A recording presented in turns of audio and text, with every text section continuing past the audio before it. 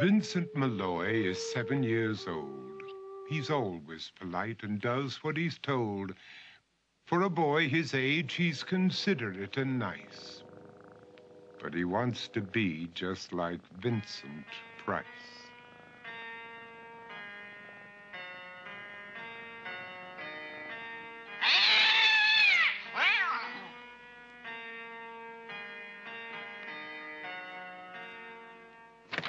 He doesn't mind living with his sister, dog, and cats, though he'd rather share a home with spiders and bats.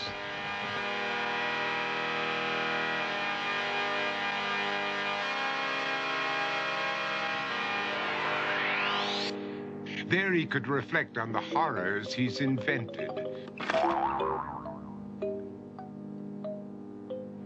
and wander dark hallways alone and tormented.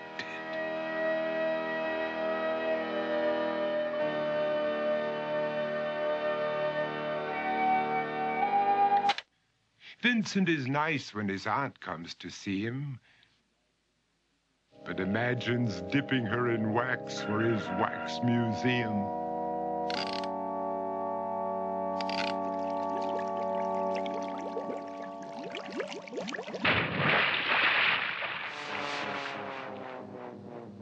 He likes to experiment on his dog, Abercrombie, in the hopes of creating a horrible zombie. So he and his horrible zombie dog could go searching for victims in the London fog. His thoughts, though, aren't only of ghoulish crime. He likes to paint and read to pass some of the time. While other kids read books like Go, Jane, Go, Vincent's favorite author is Edgar Allan Poe. One night, while reading a gruesome tale, he read a passage that made him turn pale. Such horrible news he could not survive, for his beautiful wife had been buried alive.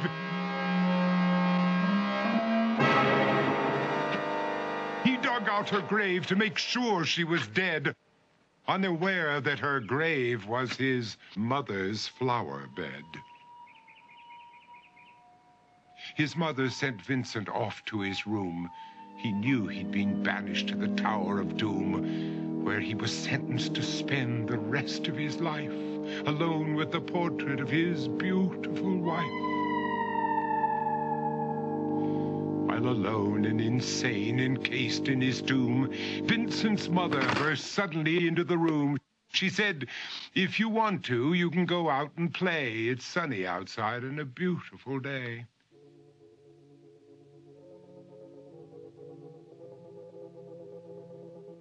Vincent tried to talk, but he just couldn't speak. The years of isolation had made him quite weak. So he took out some paper and scrawled with a pen, "I am possessed by this house and can never leave it again." His mother said, "You're not possessed and you're not almost dead. These games that you play are all in your head. You're not Vincent Price, you're Vincent Malloy. You're not tormented or insane, you're just a young boy. You're 7 years old and you are my son. I want you to get outside and have some real fun." Her anger now spent, she walked out through the hall. And while Vincent backed slowly against the wall, the room started to sway, to shiver and creak. His horrid insanity had reached its peak. He saw Abercrombie, his zombie slave, and heard his wife call from beyond the grave. She spoke from her coffin and made ghoulish demands, while through cracking walls reached skeleton hands.